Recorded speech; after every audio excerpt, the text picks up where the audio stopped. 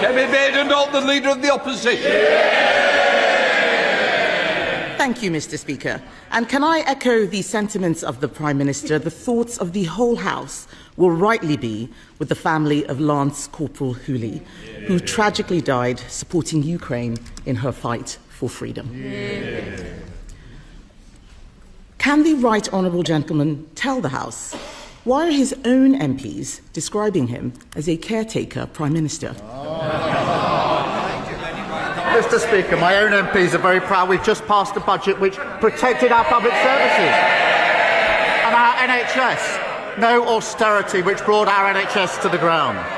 We've created the conditions for economic stability with the headroom we need. And Mr. Speaker, we're concentrating on the single most important issue for families up and down the country, which is the cost of living, by taking £150 off their energy bills. That's in addition to the 150 for the 6 million of the poorest household. We're concentrating on what matters to the country. She's trying to save her job. Mr. Speaker, let me answer the question for the Prime Minister.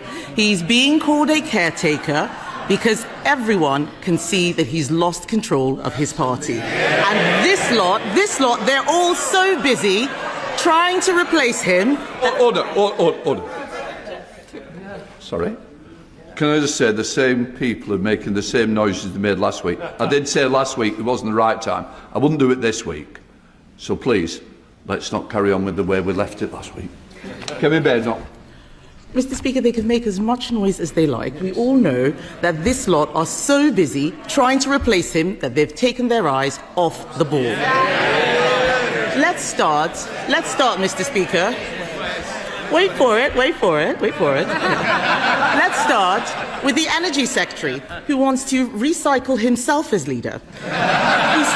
He said he'd cut families' energy bills by £300. Can the Prime Minister tell the House how much have energy bills fallen by since the election? Well, Mr. Speaker, I'm very pleased to say we're taking £150 off energy bills. I can also tell her that that's on top of the £150 we've taken off last year for the 3 million poorest families, now for 6 million poorest families. Mr. Speaker, she talks about leaving. The problem for us, last week, Mr. May, I've told this side, I'll now tell this side. We don't need the pantomime auditions anymore, please. Mr. Speaker, last week I pointed out that 3 of her ex-MPs went to reform. That included the former Deputy Chairman, Jonathan Gullis. He liked to think of himself as a straight talker.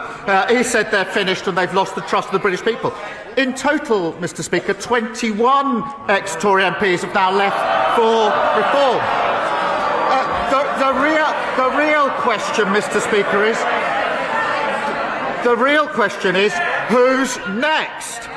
We can all see the Shadow Justice Secretary twitching after his come and get me plea from the member of Clacton.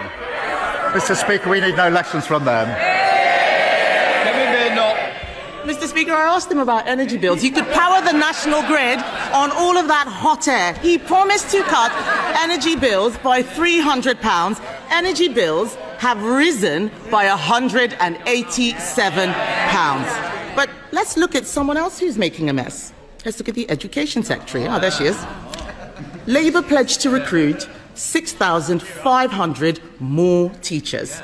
So can the Prime Minister tell the House how many extra teachers are there since she became Education Secretary?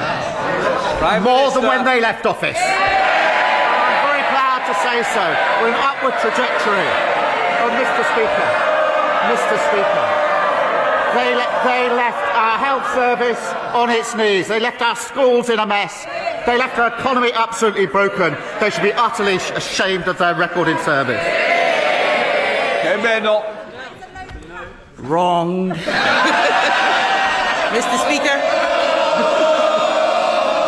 Mr. Speaker, there are now 400 fewer teachers since she came into office. She's shaking her head. It's on the DFE website. Does she not check it once in a while? I can understand that the Right Honourable Lady is angry. We're all angry at the mess she's making. The Prime Minister doesn't know what's going on in energy. He doesn't know what's going on in education. Does he know anything about what's going on in the Home Office? Last year, the Prime Minister promised to recruit 13,000 more police officers. How's that going? Prime Minister. 3,000 more by the end of March, and we're rising on police numbers. Mr. Speaker, they left the Home Office. The criminal justice system is utterly broken. Sir Brian Leveson has said on that. They lost control of our borders. They lost control of every single department. And she's obviously spent the morning rehearsing for the Liz Truss show. She's probably going to be the guest star next week. Both of them talking about how Liz Truss was 100% right. But what Liz Truss said was the Conservatives need to take... No, they don't want to hear it. The Conservatives need to take responsibility. The Conservatives need to take responsibility for their 14 years of failure. That was Liz Truss, their former leader. So perhaps she'll heed that, get up and say sorry. Badenoch. Wrong again.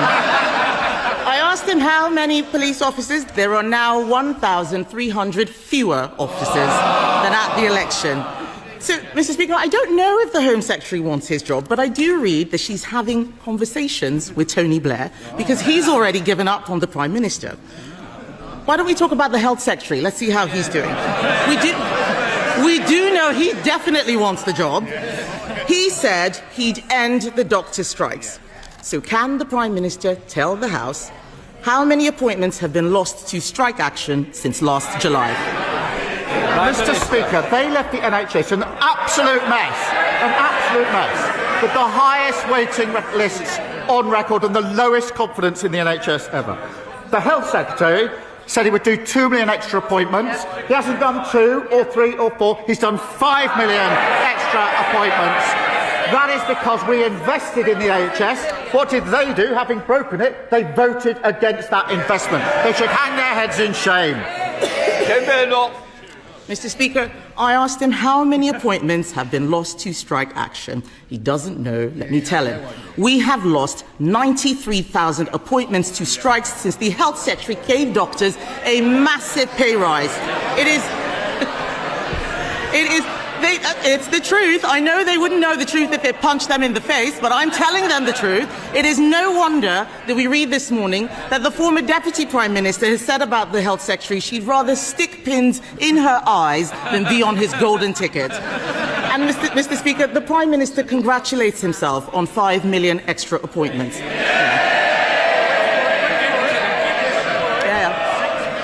In our last year of office, we delivered 6.5 million extra appointments. Under Labour, Mr. Speaker, everything is getting worse. Jobs, bills, police numbers, teacher numbers, everything is getting worse. The Cabinet should be doing their own jobs. What are they doing? They're trying to compete for the caretaker's job. The only person who doesn't want the Prime Minister's job is the Chancellor. She's just trying to cling on to her own. Isn't it time, Mr. Speaker, that the Prime Minister admits that Labour isn't working?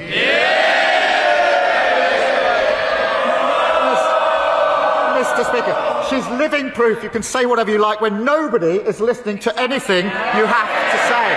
There's absolutely no substance. She's no credibility on the economy. She still believes that Liz Truss was 100% right. She wants to go back to austerity with £47 billion of cuts. She thinks the minimum wage should be frozen too high. She's got no credibility on foreign policy.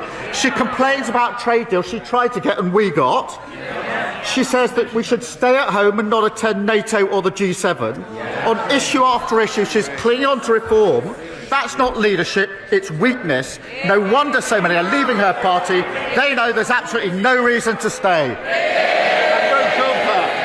Thank you, Mr. Speaker.